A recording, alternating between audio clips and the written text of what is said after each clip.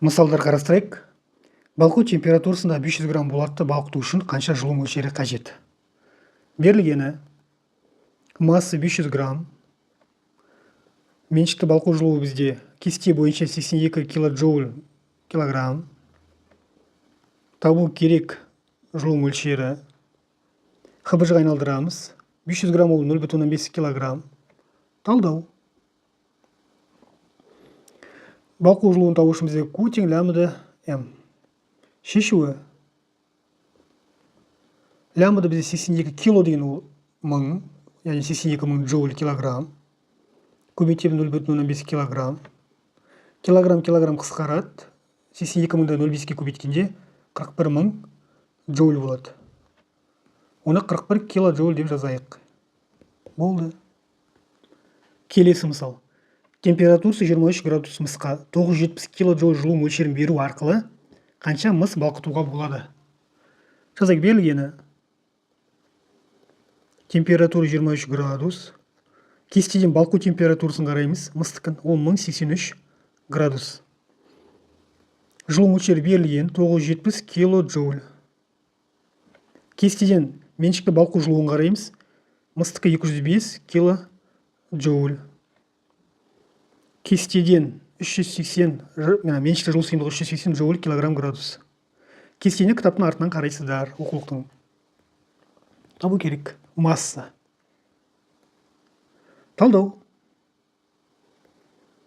Бізде мына жылу ол деген неден тұрады? Болады, мыс қой, бізде мысты қыздырамыз, сосын балқытамыз. Q1 ол қыздыру. С көбейту М, Т2 азайту Т1. Q2 ол балқыту, лямбда М. Сонда бізде формула Q тең болады Cm Т2 азайту Т1 қосу лямбда М. Осыдан М-ді жақшаның сыртына шығарамыз. С Т2 азайту Т1 болады, плюс лямбда жақшаны жабамыз. Мұнда Q. Осыдан масса табу үшін жақша көбейту ғой мына жер. А жағына бөлу болып барады. Яғни бөліміне барады. Жақша мына жер Т2 азайту Т1 плюс лямбда. Мұнда Q. Осы формулаға қоямыз. Шешуі: сан мәндерін қойып тастаймыз. М тең болады. Q деген бізде 970 килоджоуль деген 3-0 тіркейміз. С деген бізде 380. 1083 температура азайтамыз 23 температура градусты. Қосамыз 205 000. Жуықтағанда 1,6 килограмм шығады. Келесі мысал графикке қарастырайық. Бізде бір заттың жылулық процестегі графигі берілген. Көкжиекпен бізде мында уақыт берілген. Вертикаль бағытта бізде температурасы.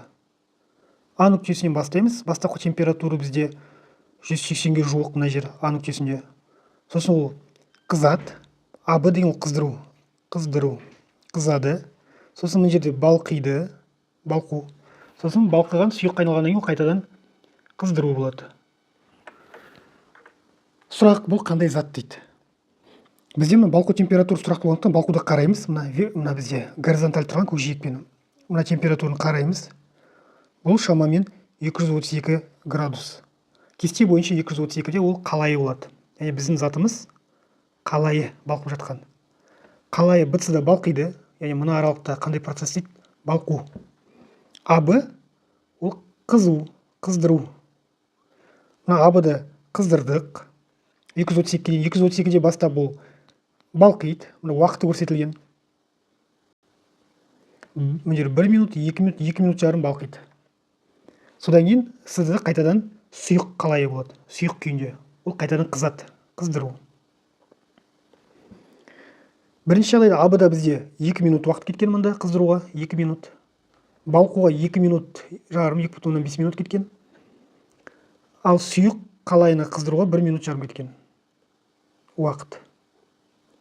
У деген ішкі энергия. Ішкі энергия қалай өзгерді? Қыздырғандықтан ішкі энергия артады. Яғни температура өссе, онда ішкі энергия да өседі. Сонда ішкі энергия артады.